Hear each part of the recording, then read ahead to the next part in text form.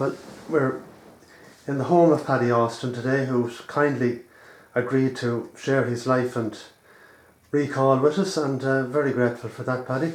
So if you've any, if you want to kick off maybe with your youth, when and where you were born. Yeah, well, I was born in Clondougan, 1935. There was 5 in our family. I was the eldest, and I suppose we had a relatively good life enough at the times. My dad had a small farm, of course, and he was a shoemaker by trade, and he'd work on the land and look after his cows and calves, and then at night he'd go into his workshop and mend the boots for all the local people around Clondougan. And then, of course, we moved up to the Moy. Now, your first home was in Clondougan. And it was just probably down Flynn's Road, or? It was the cul-de-sac in Clondougan. We were first house on it, and further down was Michael Flynn's. And that house, your old house, is completely gone now? Oh, it's gone now, yeah. And your mum, you mentioned your dad? The Land Commission gave that to Joe Murray. Oh, right. Yeah, and we moved up to the division in Lord Langford's. That was we moved house in 1943-44. And it was during the war years, of course, and I remember as a kid we'd go up to see the new house, and the walls were there and the rafters were there, and it remained without a roof for quite a while because some shortage of materials, I suppose. And that was during the war then, Paddy? Yeah, 1940, from 1940 to 40, I think 43, 44 we moved up there. I remember the day walking up the road from Clondougan Well. I think there was somebody helped my mother, some domestic help, and she wheeled the pram, and I think it was my sister Anne to be in the pram, and we walked each side of the pram up to the Moy, following on with all our bits and pieces. So it was an amazing event, and it was a lovely big house as well. Yeah. And my mother, she went to Trim and bought all these new mattresses, and before she put beds up, she just put the mattresses in the rooms. Sure. And we ran around for a few nights. It was like a castle. It was so big and roomy, you know. I remember that quite well. The glass, on account of the economic situation, I suppose there was no glass. There was only a dull glass in the bottom pane. Right.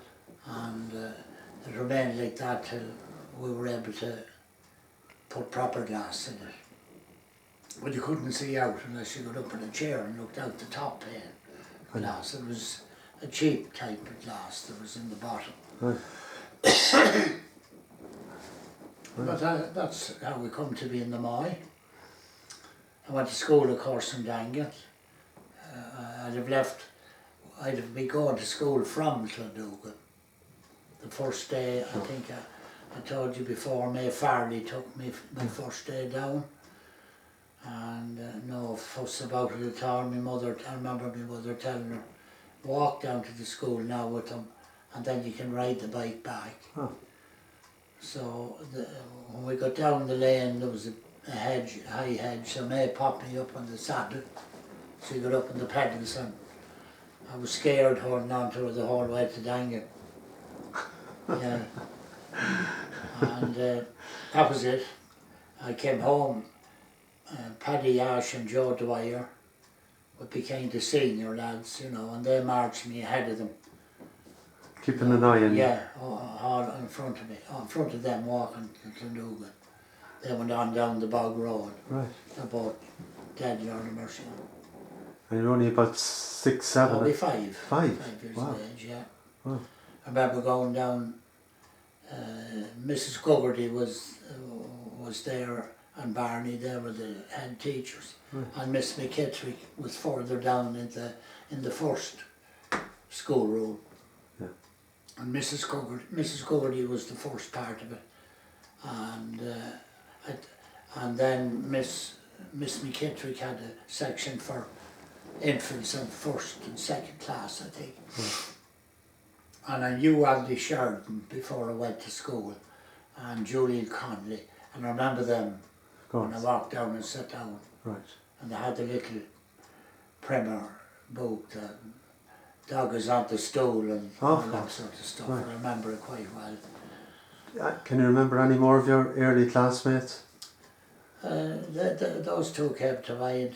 Later on then, of course, Tony Kelly was a great pal of mine. Tony was from up in the Moy, and we become pals in school, and we left Dangan School together, and we went down to St. Vincent's College in Mullingar together as well. Right. Just before you go to secondary school, your memory of Santa Claus or Christmas or that kind of thing? Oh yeah, of course. The excitement of Christmas, yeah. Santa came every year. We totter around down the stairs real early in the morning, and simple little things we got, but we were thrilled. Of course. Yeah. So that was a special event in the year. The foot and mouth then comes to mind. It was my dad had a lot of ill-calf heifers that would be sold on when they calved down. But on to the foot and mouth, we had to keep them, couldn't sell them. So there'd be milking going on a lot longer than usual, and the milk would be separated. And my mother would make all this butter and sold it all over the area, Clondougal. She was a great counted. She was supposed to be one of the best butter makers of the time, and everyone bought her butter all down the bog, Fagans and Ashes, and all our neighbours buy the butter. That kept the thing going then, you know. Yeah. Sure. And she was able to, there was no tea or sugar, and a Joe man came around and he had a big sack of sugar, and she bought a big bag of sugar and tea. We had loads of everything like that during the emergency. Right. My God. Yeah. Your experience in Dangan, was it a good one? Or? All right, yeah. It's okay.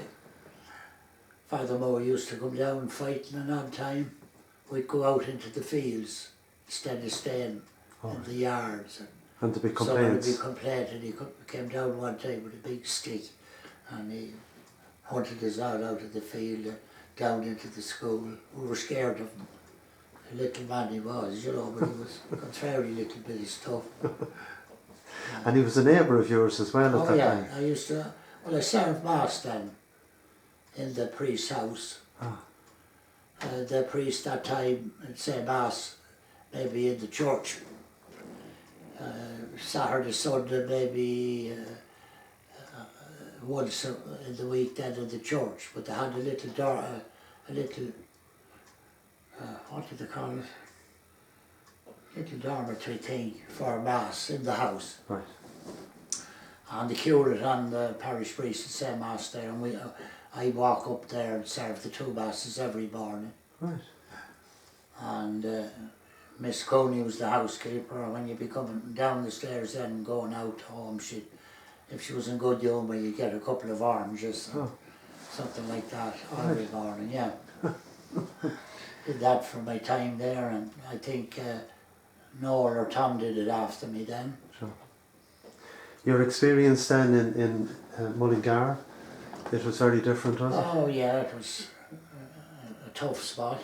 Was it, yeah? That time, yeah. Very, to me anyway, I thought it was a stark. I never forget the 2 years I spent there. I wouldn't go back to it. Didn't have to anyway, but I came home to to farm what I like to do. But it was very, it was 49 and 50. Things weren't great, you know. And it'd be lonely for a young person Oh as yeah, well. they'd never, I think, we wouldn't have a car at that time, you know. There was no way of getting down. Yeah. Mick Giles was down there as well, and Mick Giles's parents had come down and maybe carried down my mother, I think, and the first term started in September. I know 49, I was very lonesome because we'd won All Ireland and I was down there during that, and that was it. In a foreign We country. had listening to a radio, and of course there was loads of Meath lads in the college, and we were all thrilled with the win, you know. Of course. And Well, there was sports there, obviously. oh yeah, great. Yeah. Yeah, there were great footballers in it. Big rivalry with St. Mel's. Oh. And yeah, great footballers. Patsy McGarty comes to mind. He was prefect down there the first year, I think I was there, or the second year, not sure which, but he went on, he was a great goalkeeper. He went on to play the goals for me later on when he left there for a few years. Right. Nice fella, Patsy. I still meet him occasionally. All right, good. And I'm sure there's other classmates too that you probably Oh know. yeah, well, Tony Kelly, I don't see him now, but he went on to he was in DSB, he's retired now. Right. He's still alive and well up in Dublin. And Mick Giles, Mick is retired as well. I'm not so sure what he was at, but I know he's retired. They'll be all 80, over 80, 82. And yeah, well, all the teachers, of course, have passed on now. Father Tehan, I think he may have died in Trim. He was Yes, in he Trim was. for a while. He was in Trent, yeah. Yeah. He was another great footballer Was he in really? his day, yeah. Right. And Father Matty Coleman, he's dead as well. He was another good footballer. Right. So, Life back on the farm then, that was a big change from well, oh yeah, but Meath's serious schooling. yeah, it was indeed. I learned how to plough with horses Oh. for a year or so, and then my dad bought a brand new Ferguson tractor and plough. He never said he was doing it. It arrived out to our place, and I remember him with the checkbook and he paying Mr. Malone from Navan. He's gone as well of late. And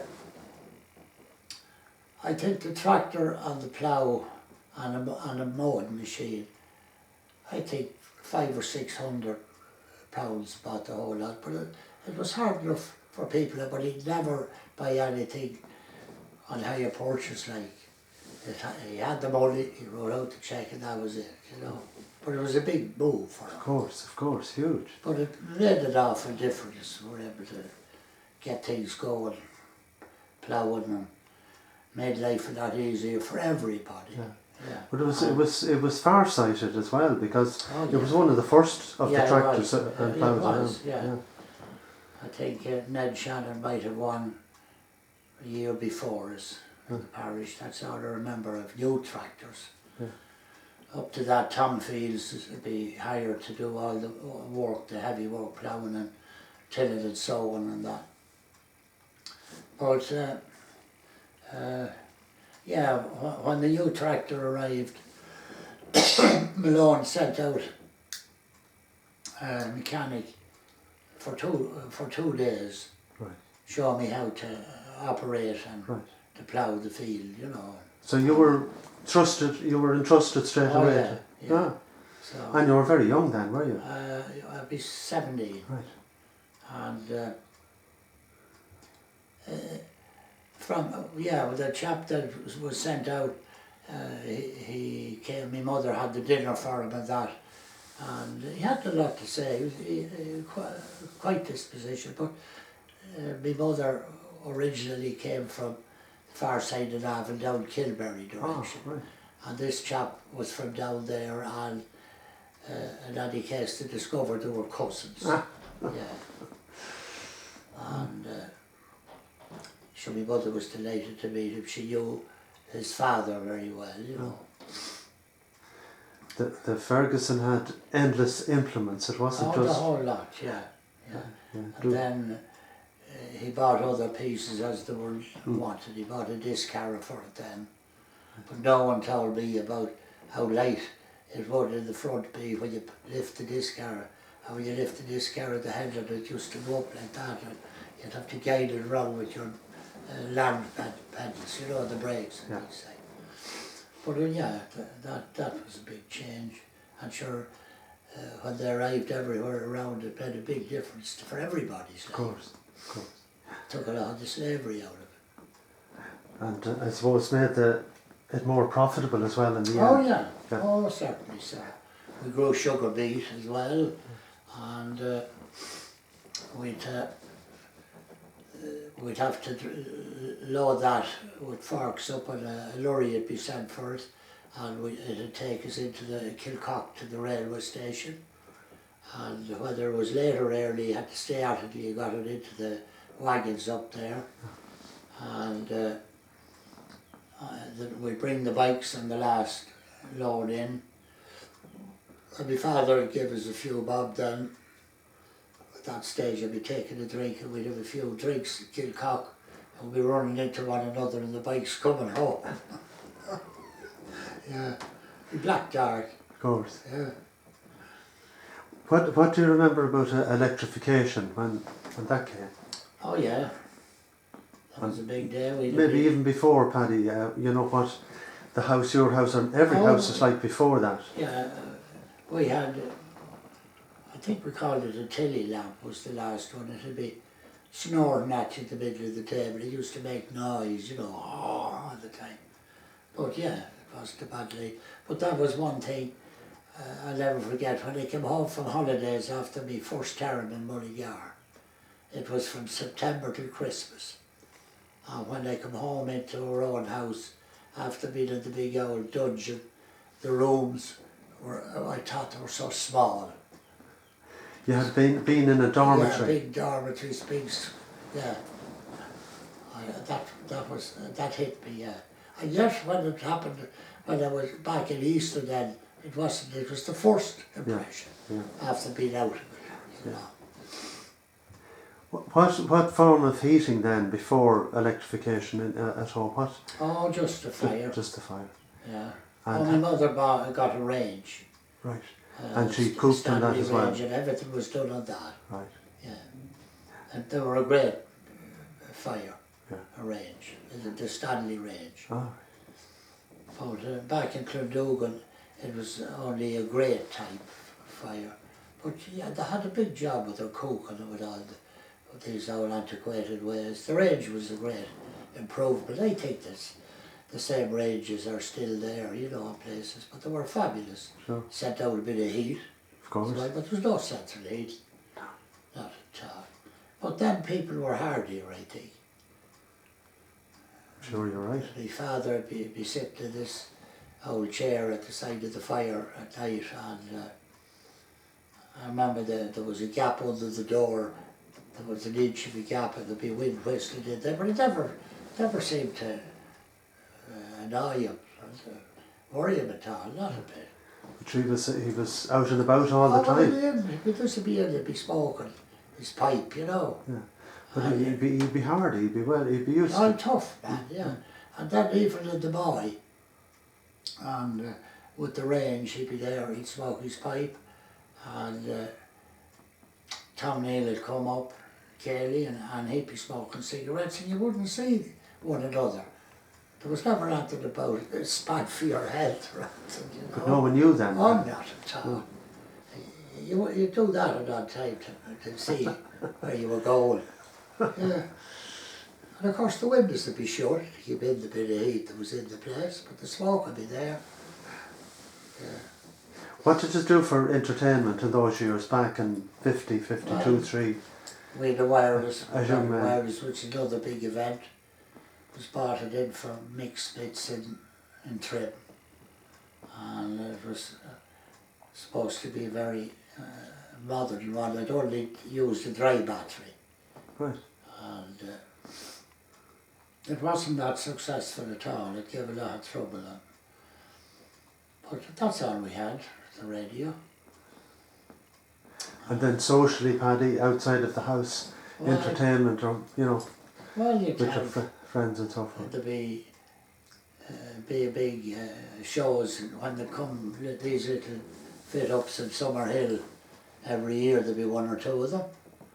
And you'd be in your best behaviour to get down to them, you know. So that'd be a carnival type thing, No, or not really, just an ordinary small a tent, tent there in the green. a travelling cinema, Yeah. yeah. Cinema, and there was another, I forget the name now, but they had little plays, and they were done a very good job of them, you know. Did all these things like, what was it, Molly Bawn and a few old comedians like that, you know. But yeah, we did with that. And then Kevin Carey came when he started showing films down in the old shed there at Fields' Carriage. Oh. And that was an outing too, you know. And the biggest show I suppose I saw in it was Fawcett Circus came. Oh. And the reason they came, they parked it, or they set up in a small place like Summer Hill was Lee Mallon was playing on the orchestra with them. Oh. He ran the music end of it, and he got them to do a show here, and it was a great success. Yeah. Of course, well supported. Oh yeah. And of course there was very little else, there was no other distractions really. Oh, not at all. Certainly there weren't televisions. Oh, not a word about it. We came one time, the first television I saw was, we were invited down. Joe Kelly had, the schoolmaster, had a dramatic class going on down in Dangan. And we're all down there, and he announced that we were going to be, we were invited up to Dr. Buckley's to have an hour look at the television, Right. or a half an hour. So I think that was the first telly at the time. I don't know what year that was. 50 something, I'm sure. I think it Now black and white grainy thing, yeah. It wasn't wonderful, but it was television. Yeah. Yeah, it was something you'd never seen before. Yeah. It was a marvel. Yeah. But And other than that, dances and that so. was a great. That was those dramatic classes took up a great. There were 2 or 3 nights a week. Were you involved in that, Paddy? Oh yeah, in a Right. big way. Yeah, yeah. I remember I was a priest in one of them.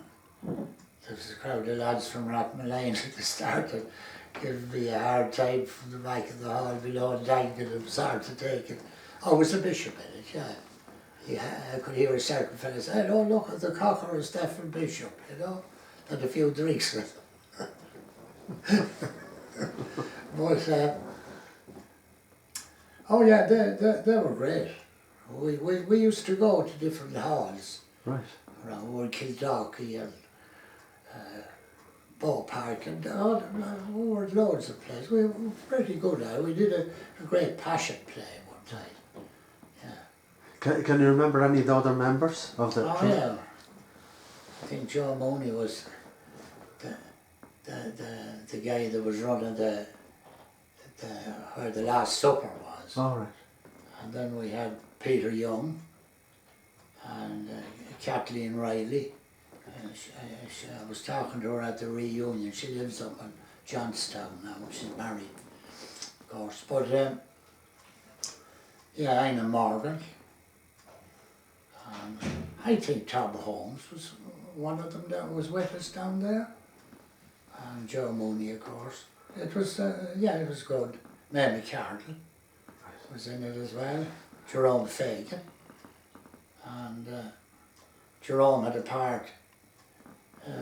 There was a window at the back, and he had this job. He had a few spears on a rack, and he had to go do that with it along as if there were soldiers marching down in the background, you know. Oh yeah. And myself and Andy Sheridan would be having a few drinks, you know, and so they were afraid we'd get jarred before we go on, but we managed it all right, you know. Did you travel far? You were bikes, of course, was the main Oh way. yeah, I remember buying a new bike off Tom Fields. I don't know what year that was. And I sold it then a couple of years after that. I sold it to this chap who was working at the rebuilding of the church down in Dagenham. That's, I forget who he was, or he was a straight, he wasn't from around, but I sold him the bike, and I bought a car in Smithfield off a salesman for £80,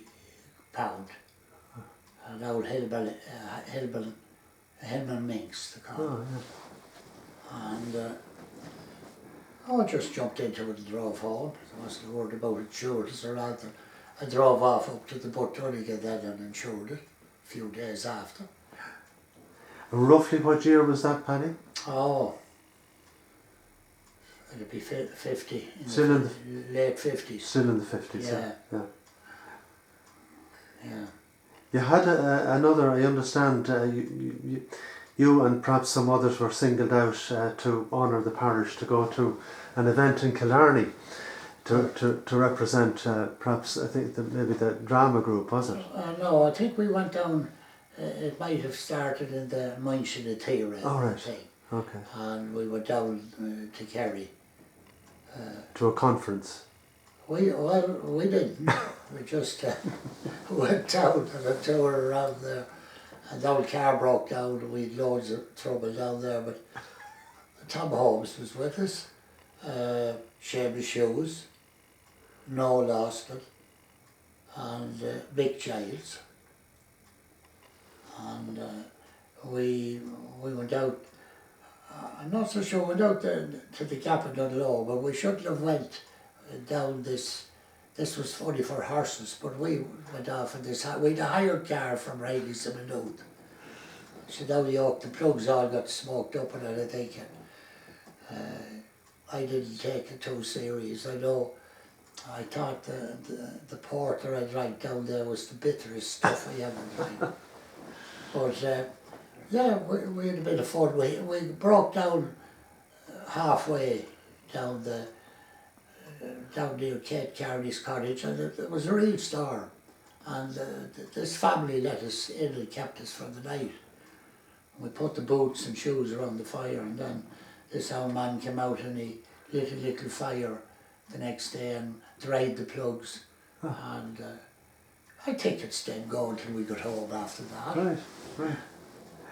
Yeah, but it was amusing too, all right. You may have left out a piece about two girl hitchhikers. Oh, yeah, we picked up these two girls from Lancashire. And Mick Giles paired off with one and I was with the other, and we were down. Sure. Seamus Hughes thought he'd never get us home. Yeah. But it was a good few days, fun. And harmless now looking back in it all. oh, of course, yeah. And not too much annoyance when you got home. The mothers were not at all. No. Not at all. So from the village here, did you try? I know it was mainly bicycles, but then Andy Sheridan had a car. One of the few lads that had a car early on. I know you had then later as well. Well, no, Andy had a car. Oh. He used to go over on He'd go over on a Saturday night and he'd get a lend of his father's car, Oh, right, right. or a van. Right.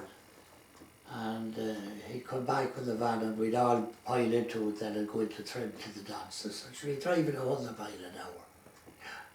I wouldn't be happy unless he was flying. But that didn't worry me at all, not a bit. And yeah, then had my own old car. Then I started going to Dublin. All right. You know, I went a lot to Dublin. Poor Jim McNeill used to say he was wanting us to train at the football and be something to come up about. He'd never see me down training. He said, the minute he sees a black cloud coming at all, he said, he's into the car and gone to Dublin. Well, that was true, I would. I'd go, and I went on for years. I'd go, I'd bring the evening press, and I love Chinese food. And I'd go to a Chinese restaurant and drink a bottle of wine and read the paper and go out into the young, come home, and sure, the evening was gone, but you do it all that time for a £5. Sure, Yeah. sure. And 10 apart from... bombs worth of pattern like Fields. What's that? 10 bombs worth of pattern. Yeah. And apart from the Chinese and so forth, were there other places of interest like dance halls in the city then? Oh yeah. Later on, I lived in the Metropole. All right. And then Barry's was another spot we hit. And the television club, not very. I remember I met Joe Dolan. Had a drink with him and Tony Byrne, Lord of Mercy, and the two of them. We met him in a little hotel up there at Harker Street. That was the first time. I used to like Joe Dolan. Later on he did these cabaret concerts. Yeah. I went a lot to his concerts because he was a great singer. To my mind, he was one of the best. Yeah.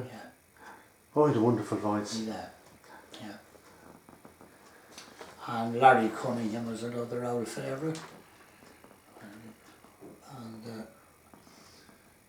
But the Dublin scene was all right. I'd go to the pictures. I never missed that time.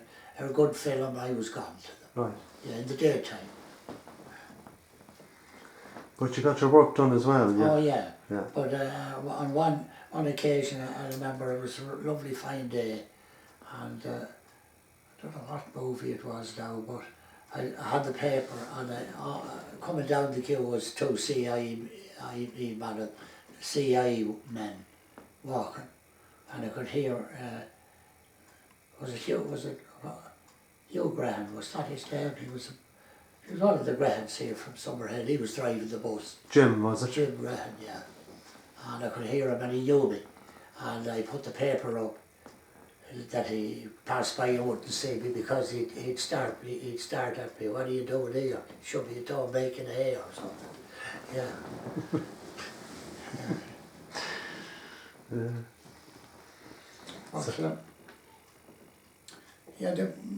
terrible changes in Dublin too now. The Metropole is gone, the picture houses are gone more or less, you know.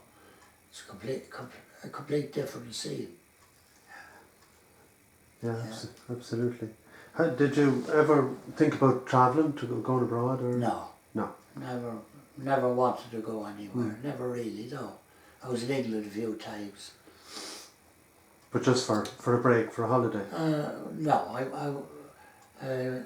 back in the early 60s, I went to the Isle of Man with Paddy Tully, and I'll be good to him. And Pat Halpin, he was a barman in Shaw's. And I remember I had a few pigs, and I saw them to Paddy daily, and I had this lump of money and moved over, and actually we had a great time in it. There was sing-song every night, and we used to go to this place. There was a singing waiter in it called Jackson, and he was a great singer, and he'd be a waiter as well, you know. And he was amazed at all the bottles of Guinness we used to drink. He'd say, why did you bring the Liffey over with us, you know? But yeah, then my budget, I said I wouldn't be able to last if I stayed. We were in the holiday camp. So I don't know what way we managed it, but I booked out. And then I was officially gone, and then I couldn't go down. Oh yeah, I crept back in then and stayed in we were in little chalets, and I stayed in the little place, and of course I couldn't go down for breakfast. But the books must have been right, because the girl at the table said, "Oh, where's your friend? Is he not here for breakfast?" And Paddy come rushing up, "Come on down, you're all right, the breakfast is waiting." So I went down to the breakfast. That went on for a couple of days. Sure. That was it, yeah. Got away with it. But I had no money when I arrived in Dublin. And, or very little anyway. And I knew I'd make it. I went up round the market, and I met Billy Douglas. Oh. And Billy, he says, "You were away?" "Yeah," said back. "Now say, you going home?" "Yeah," he says, "You want to know certainly say I'm looking for a lift home." So that's the way I got home. Billy Douglas brought me from Dublin. I don't know whether I had the price of the bus fare. That's the truth. But there would have been plenty Toman in those years. Oh yeah, oh yeah. Commonplace. Yeah. But yeah, it's, I suppose, some of the things you'd forget about only when you start talking about it, you know. Yeah, of course. Back to your mind. Any, well of course not any, but how many characters do you remember around about? Storytellers, people that entertain you? You know, there was I suppose characters in more or less in one way or another. Poor old Jack Bannon was one. Of course. Jack knocked about, and he'd call to your house and he'd be rabbiting on about the different fairs and that, and he'd have a cup of tea, and off he'd go then to the next house or down to the village and see him knocking around. And Ned Tobin then, Ned was a great old character. He came down to work from Dublin in a horse and dray. Right. Back in, I suppose, in the 30s sometime. And he worked in wards first. And then he left from wards. He came to work for my father, and he had a room there beside the workshop. A contrary man, very cross, but a great man looking after cows and that sort of thing. He wouldn't be out much in the land. He'd stick with the cows and tidy it up in the yard and all that. Right. He worked later on for the priests, for some of the priests up here. Right. And he's passed on to, he's buried up there in the Moy. He was an orphan boy from Dublin. But what little I knew of him, he seemed to be very good humoured. Oh yeah, he was very contrary too. Was he? Yeah. Don't think my mother got on too well with him. Oh, I see. Right. You know, but he was there and did the work. Sure. Yeah. And earlier on in your youth, your memory of the village, I know we spoke about this before, but just a quick scan around to us. Your earliest memories. Yeah, well, the old trees were there, the lime trees that you see up along the Moy Road, or the go to the post office up. There was a row of them around the green, and this old well or river running down the middle, and you see an old bean can sitting in it, that sort of thing. Nothing, but it wasn't great, you know. But that got a great doing up now. It's terrific and very nice, I think, you know. That time there was nothing done about it, but the kids would be out playing in it. Sure. The far end of it was where the shows would be, the level part, up at Hannah's shop there. Sure.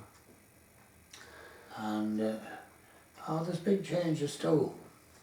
But in the people as well, Paddy, you mentioned Hannah's big family there. Yeah. The women then along them houses, you'd be going home from school, they'd be at the hall door, at the front doors, the porches, and they'd be chatting to one another with their arms folded. Mrs. Allen and Mrs. Byrne, and Mrs. Fitzsimons. Mrs. Fitzsimons, and they'd be talking up and down to one another.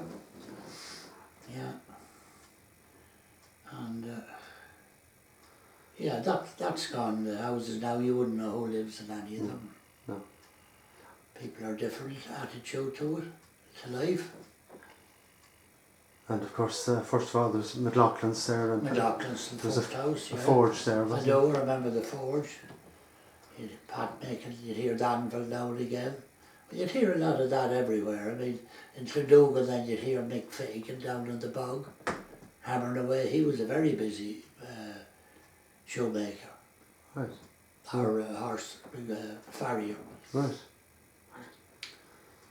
And do you remember when the court was held across where Tully's were?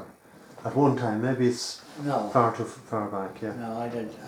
The court, where we were in kids in school, the court was held up there in Dagan in the old hall. Yeah, It's an odd time, you'd see an odd serious criminal being linked up along there, walking up to the court. really, would you? They probably had dropped him off at the end of the road with 2 guards and they're walking up with him. Right, Yeah. wow. Great excitement for Oh yeah. a school Well, kid. we wouldn't be allowed up that end then. Uh, We'd have to stay down, but that's what the court was. There was a bench up there. That bench was there for years. Yeah. the barracks, do you remember it being built? I do. Right, Yeah, and I was in Julie Martin's shop there, right on the corner. on the very corner, just once, with somebody that'd be minding us or something. And Any recollection of her? no, an oldish woman. And oh yeah, later on, she lived down further down, you know, but in the shop, I think we bought bullseyes or something in it. And that was all. But I saw her later on further down there. She was a fairly formidable character when she was down there. You know, you wouldn't want to get the wrong side of her. But she wouldn't be able to catch anyway. But she'd let you know, yeah. She lived down beside Tom Fields' garage then.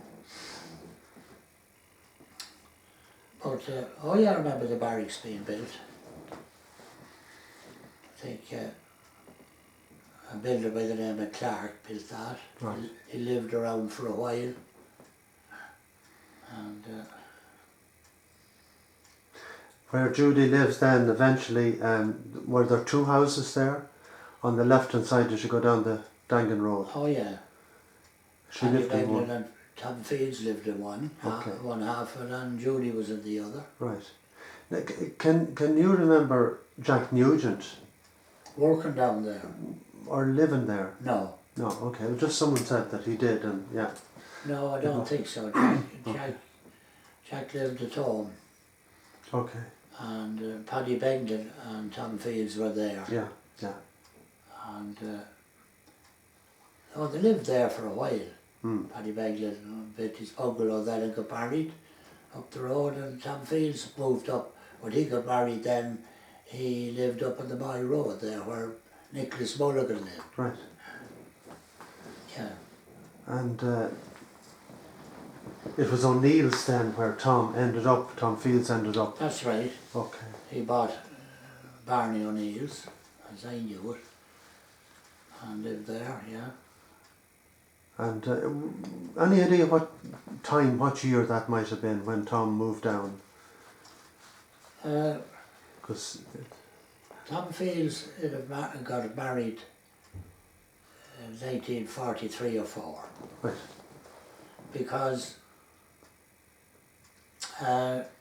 Tony Kelly and I were walking home from school, and Jerome Fagan was up standing at the door in the house up there in where they lived, where Yeah, Fields and Mulligan's, the yeah. And Jerome said to us from the door out, he said, "Delia Fields had a young son this morning."